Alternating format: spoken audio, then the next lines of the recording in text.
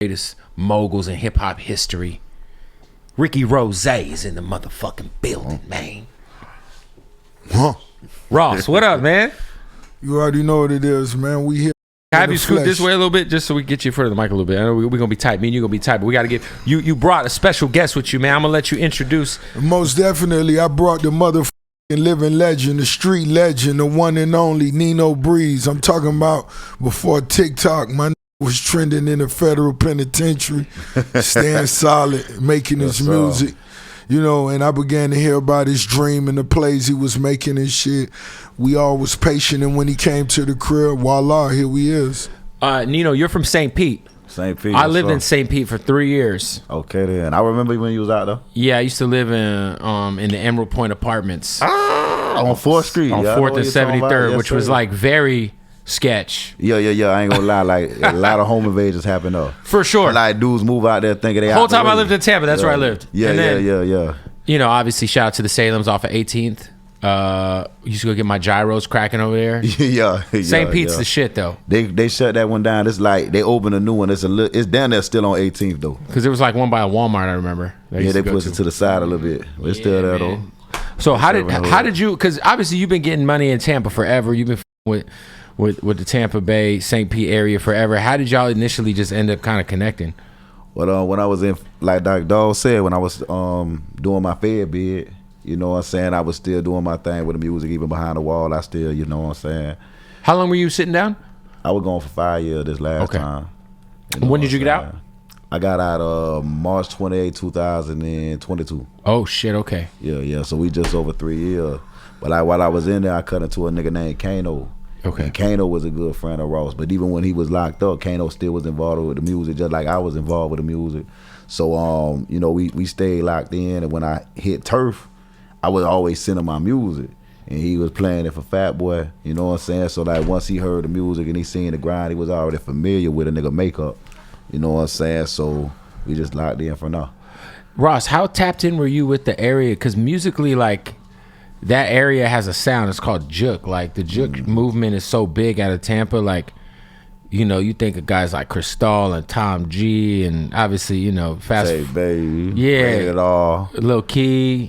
The list goes on. Strizzo, you know. I'm gonna tell you, like, even before that, I was tapped in with Tampa when was screwing music.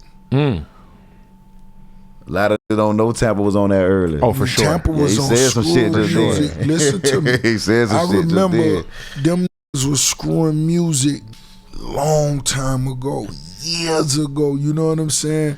And I remember when one of my homies from Tampa used to pull up on me, real solid, get money, and he used to be shit. I'm like, what the fuck is this? And he was like, boy, this that. I'm talking about we was jits. You know what I'm saying? Right. Tampa always been unique with their sound.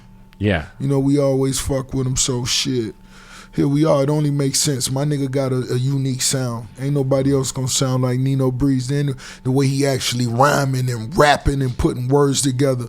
You know what I mean? He got something to say, so I fuck with it. Nino, what would you say? Because obviously it's got to be a big deal to have someone like Rod Wave, one of the biggest rappers on the planet, representing St. Pete. Because St. Pete's always kind of been like, you know, like the afterthought of the area. When you, because people nationally, they don't think of St. Pete. They think of Tampa Bay. You know what I'm saying? But St. Pete is its own place.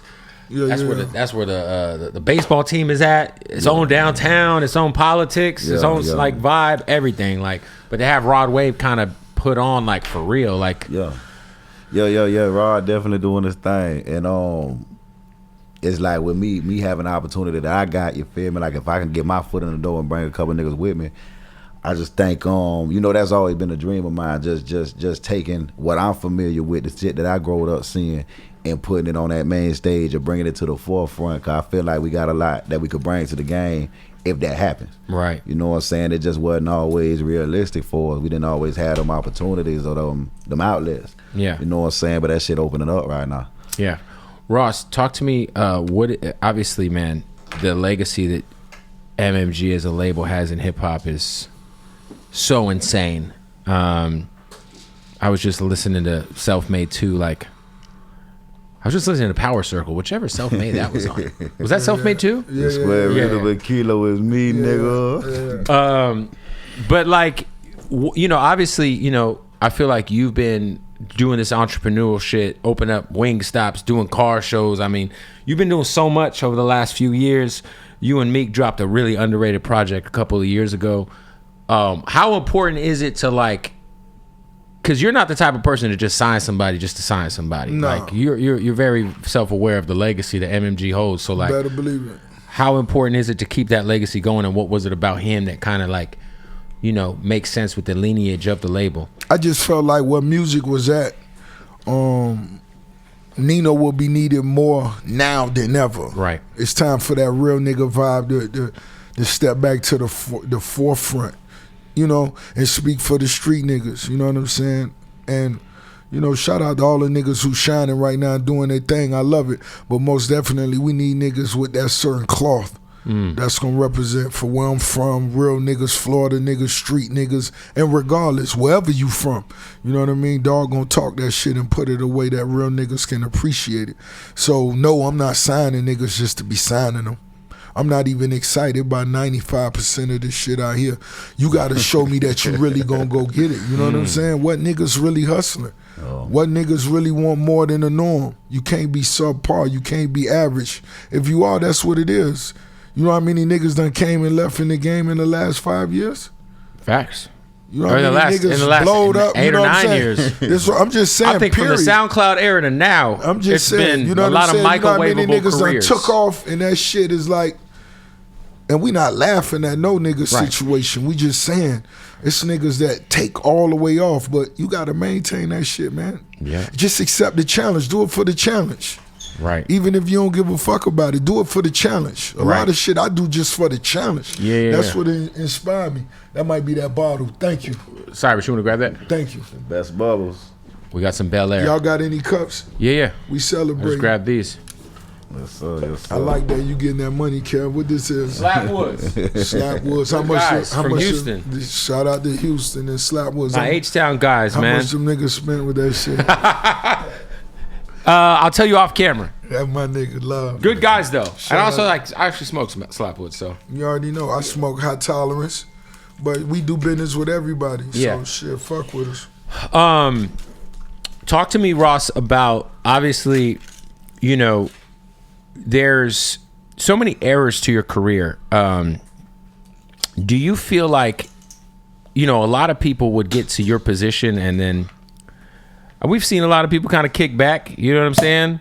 We don't hear from a lot of people. Every once in a while they'll go get that Dubai show bag, they'll pop in, pop out, but like you're you know, when it comes to the kind of success and wealth that you've been able to build in hip hop, Ross, and outside of hip hop, what is it that still keeps you motivated to continue to just put up shots and continue to just try new shit and continue? Shit, I just told you, it's the challenge.